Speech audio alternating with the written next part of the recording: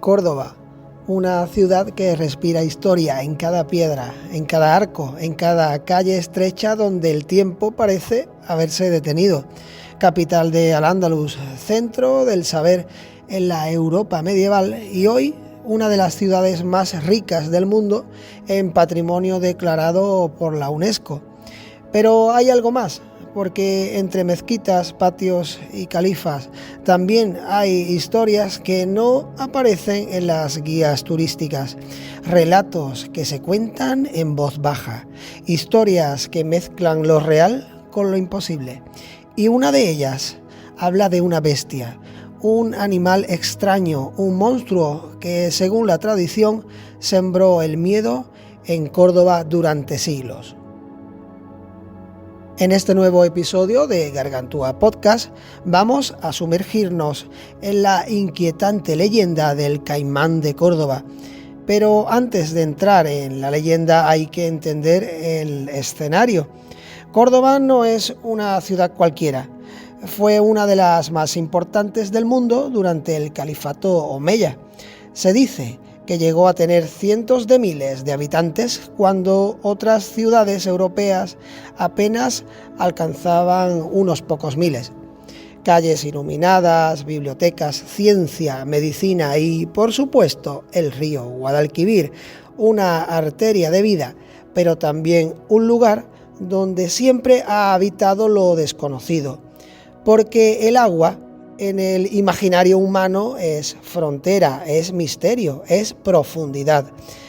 En definitiva, un territorio que el ser humano nunca ha terminado de dominar del todo. Y en Córdoba ese misterio tomó forma de reptil. La historia comienza, según las versiones más repetidas, en la Edad Media, aunque algunos relatos la sitúan más adelante, entre los siglos XV y XVII, en un momento en el que la ciudad ya había cambiado de manos, de culturas y de mentalidad, pero seguía siendo un núcleo importante. Un animal aparece en el río Guadalquivir. No es un pez, no es una criatura conocida, es algo distinto, un gran reptil con piel dura, mandíbula poderosa y un comportamiento que desconcierta. Los testimonios comienzan a acumularse: animales desaparecidos, ganado atacado, personas que aseguran haber visto algo moverse entre las aguas con una lentitud inquietante, como si estuviera observando, esperando. El rumor crece y pronto se convierte en miedo. Un caimán o algo muy parecido. Pero aquí surge la primera gran pregunta: ¿cómo llega un caimán a Córdoba? Y aquí es donde la leyenda empieza a rozar la historia. Durante los siglos de expansión marítima española, especialmente tras el descubrimiento de América, no era extraño que llegaran animales exóticos a la península. Algunos eran regalos diplomáticos, otras simples curiosidades que despertaban fascinación en nobles y comerciantes. Sobre esto existen registros de monos, aves tropicales e incluso grandes felinos que fueron traídos a Europa. En todo ese contexto, la presencia de un caimán deja de parecer completamente imposible. Podría haber sido transportado en un barco, mantenido en cautividad y posteriormente escapado o abandonado en las aguas. Y si eso ocurrió, el río Guadalquivir, con su extensión y su conexión con zonas más cálidas, podría haber sido un refugio temporal. Pero esto abre otra cuestión que añade tensión a la historia, y es la supervivencia. Porque un reptil de este tipo necesita unas condiciones muy concretas para mantenerse activo. El frío, como ya sabemos, reduce su movilidad, afecta su metabolismo y puede acabar con él en poco tiempo. Sin embargo, el sur de la península, especialmente en determinadas estaciones, presenta temperaturas que podrían permitir una supervivencia limitada. Esto sugiere una posibilidad inquietante, y es que el animal aunque no viviera durante décadas, sí pudiera hacerlo durante un largo periodo y que su presencia se percibiera con intensidad, con la intensidad suficiente como para dejar una huella profunda en la memoria colectiva. Y es precisamente esa memoria la que transforma el hecho en leyenda. Porque te sigo contando, según la tradición más extendida, el miedo llegó a tal punto que las autoridades decidieron intervenir. No estamos hablando de un simple susto, sino de una amenaza que alteraba la vida cotidiana de los cordobeses. El río era un recurso esencial para beber, para lavar, para el ganado, y esa presencia, esa criatura desconocida, convertía todo ese espacio en un peligro constante. Te cuento qué pasó. Primeramente se organizó una cacería. Hombres armados, quizá con lanzas o armas rudimentarias, se adentraron en la zona donde se decía que habitaba la criatura. Posteriormente, la leyenda describe que hubo un enfrentamiento tenso, pues se encontraron con él. Un enfrentamiento, eso sí, desigual, en el que el animal, acostumbrado a su entorno, tenía cierta ventaja. Pero cuenta la leyenda que finalmente fue abatido, fue derrotado, fue cazado. Y aquí es donde la historia da un giro inesperado, porque el rastro de aquella criatura no se pierde en el tiempo ni queda reducido a un simple relato oral. Existe un objeto físico que ha alimentado esta historia durante generaciones. Déjame decirte que este objeto físico no se encuentra donde muchos creen. No está en la mezquita, catedral, como a menudo se repite. Ese objeto físico se trata del propio caimán disecado y se conserva en el santuario de Nuestra Señora de la Fuensanta, a orillas del propio Guadalquivir. Allí, ahora mismo, permanece colgado en uno de sus muros, como un objeto extraño fuera de lugar, casi inquietante. No está expuesto como una pieza científica ni como un trofeo de caza en el sentido tradicional.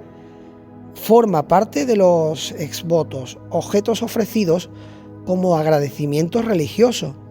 Y este detalle cambia por completo la interpretación de la historia, porque ya no estamos solo ante un animal, sino ante un símbolo.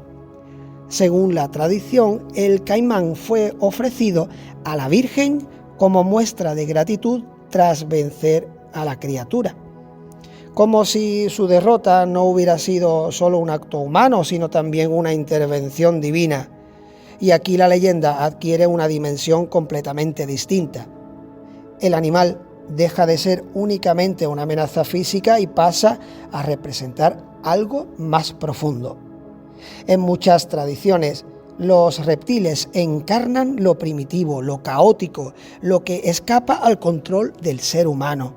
Son criaturas que remiten a un pasado antiguo, casi olvidado, a fuerzas que no se rigen por nuestras normas. La aparición de un caimán en Córdoba no es solo un hecho extraño, es una irrupción de lo salvaje en un espacio civilizado, de lo desconocido en lo cotidiano. Y su derrota, convertida en ofrenda religiosa, simboliza el restablecimiento del orden, la victoria de lo conocido sobre lo incomprensible. Es como si la ciudad hubiera necesitado transformar ese miedo en algo que pudiera entender, en algo que pudiera integrar dentro de su propio sistema de creencias. Y al colgar el caimán en un santuario, lo que se hace no es solo recordar el peligro, sino domesticarlo, darle un sentido, convertirlo, en otras palabras, en parte de la historia colectiva. Pero incluso con esa interpretación quedan preguntas abiertas, porque no existe un registro claro que confirme el origen exacto del animal expuesto.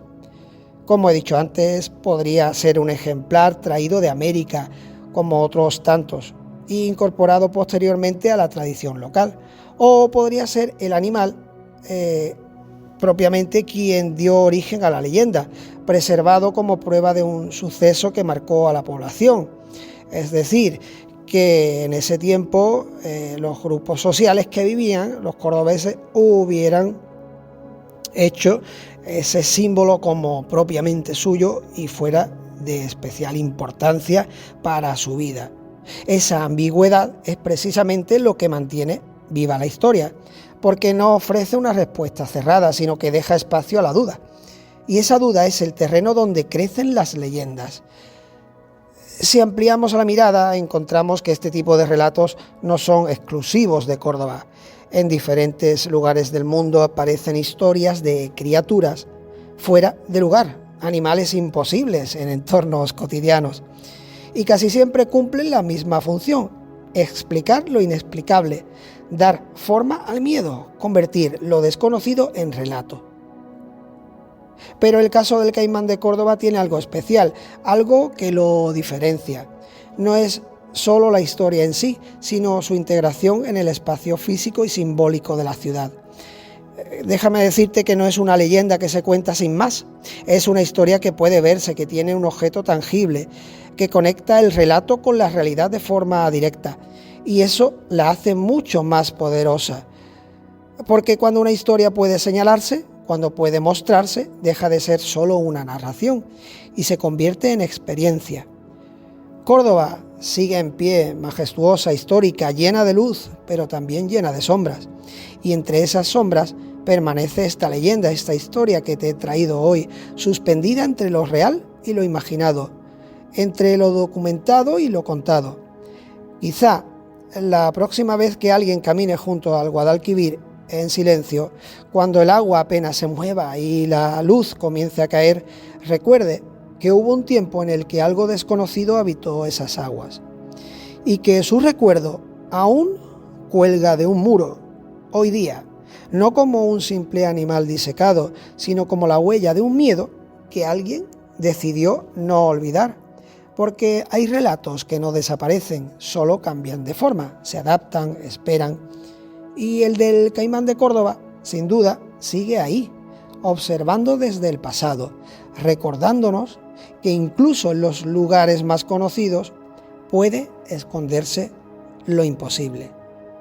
¿Y tú, ya has visto al Caimán de Córdoba? Si has llegado hasta aquí, te doy las gracias. Recuerda activar la suscripción para que puedas disfrutar de más contenido como el que acabas de escuchar. Da un like si te ha gustado el episodio o comenta lo que quieras. Hasta el próximo episodio, navegantes.